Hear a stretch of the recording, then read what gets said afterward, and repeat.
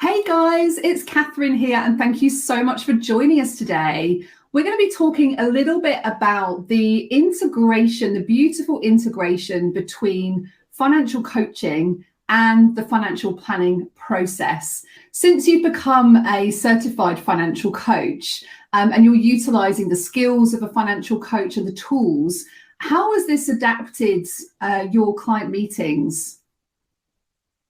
I think that I am typical of an advisor who, previous to the training, thought, "Oh, I'm really good at this anyway," because you do. And I've been an advisor since 2001. So I'd had 10 years before I even started my own business. But I think that the difference is the training and understanding people's reason why, I think, is huge. And not, why do I want to have X amount of money in retirement, for example, is because, I've got these bills to pay. But why is that security important? What is driving my reasoning behind things? And I think to be able to understand that more and help clients to verbalize that for themselves has meant that I think the connection is much stronger with clients. And I think that really a client leaving a meeting really feeling like they have been listened to and understood, rather than maybe thinking, yeah, we're going to do that and I'm going to go along because I trust Kristen and I know she'd do the right thing, but actually really knowing within themselves, I know why I'm doing this. I think reasons why is a huge part of it, and it's made such a huge difference. Are there any particular outcomes, client outcomes specifically, Kristen, that come to mind when you think about like the biggest difference it's had for clients specifically? Yeah, sorry, I've found it even with much older clients. And even in this situation, I have another client who he's always dealt with the money. They're in their 80s, so it's kind of that generation. But he has asked me much more frequently about his portfolio since his wife died nearly 12 months ago, much more frequently. And I actually sat with him only this week to talk about what is it that is happening here that you are so concerned, where he never had been before.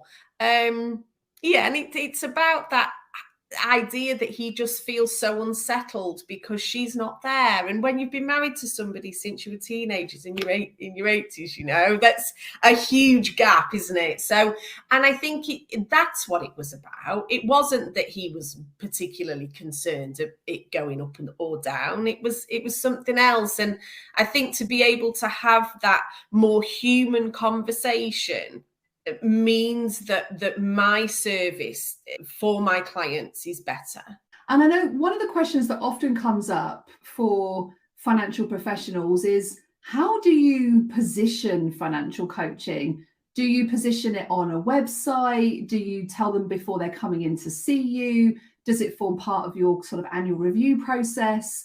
How have you found, Kristen, that that's worked specifically for you in your business with the positioning of financial coaching? Where I have felt there is a very specific, I don't want to use the word needs, but where I could feel it would help, I have suggested, why don't we on our next session look at this? But you can't help but bring the techniques and the tools into every conversation that you have, and not just with your clients either. And I think once you start to take it on board and you start to see the difference it makes and you believe in what it's about, you can't help but listen in the right way and ask the right sort of questions. So actually it's become integral in my conversations without me having to put up a balloon and say, okay, we're entering coaching now. We haven't had to do that. Tell us a little bit about the wider impact that financial coaching has had on you personally, Kristen. Oh, goodness me. So I've now trained to be a recovery coach as well. to have conversations with people who are in recovery from addiction, which is something very close to my heart. I've implemented some of the techniques and thought processes into our education business. And certainly, as I say, with the work that we do with elite athletes and things, asking them to really think about themselves as an individual, because in team sports and things, it's very easy for them to be positioned as a footballer, for example, first, rather than a human. So all of that has really helped. I find that even with the people that I network with, other professionals and things, if we're just having a conversation even about the struggles in their business or even with their family, it's kind of like you ask questions of people and you think, yeah, that's why do you think that? Why is that happening? And, what if you changed that? What if you thought about that differently? And, even for me personally, it dramatically changed how I viewed my own worth, dramatically changed my own view of money and why I thought it. I think that it was definitely not just a catalyst, but a whole way of me really discovering a lot about myself. And so, conversations with friends and all sorts, it just changes how you listen to people. And when people are saying things to you, you think, there's a reason you do that. And now I've noticed in networking groups and things, people will say things and they'll go, I'm really sorry, Kristen. When they're admitting to, booking a really expensive holiday or doing this or doing that, I'm sorry. It's really, really changed, but massively. Like, I wouldn't go back. I wouldn't, when I say changes, I mean growth. What about the financial planning process, Kristen? How have the financial coaching skills that you have developed and the tools that you use helped you to enhance the financial planning process? You talked there about like having the confidence to share with consumers the value that you're providing. How do you feel like the coaching skills and tools specifically have helped you to enhance that value and that process? Yeah, I think that to be able to sort of almost stand out from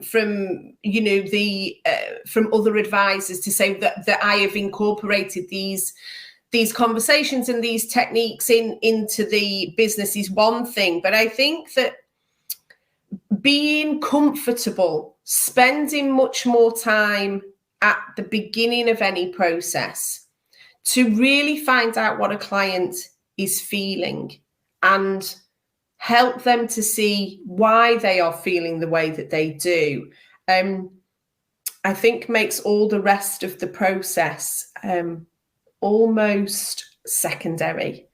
I mean, we're in a really highly regulated environment, as we should be. And a certain number of the processes are going to be the same, whether people engage with Red Star Wealth or they go elsewhere. There's certain processes that are likely to look and feel the same. And if we're all doing a great job, the end result is likely to look very, very similar. But what makes the difference, I feel, is the relationship that you can have, where a client, when they're going to make a decision or they've got queries, that you're one of the first people on the list to call. That they can trust what you say, that when markets and investments and things are difficult, that they actually have a belief that this is going to be okay, and I think that comes from taking much more time at the beginning rather than maybe just going through the processes that, okay, I've done that compliance bit, I've done that compliance bit, I've done that compliance bit. And I believe I was never that person before, but I know now that the conversation has moved deeper than, where you're going on your holiday next year. It's kind of a lot deeper than that. And I think that what that does is reassure clients that I understand what their objective is. and what they wish to achieve. And therefore everything else just runs much more smoothly.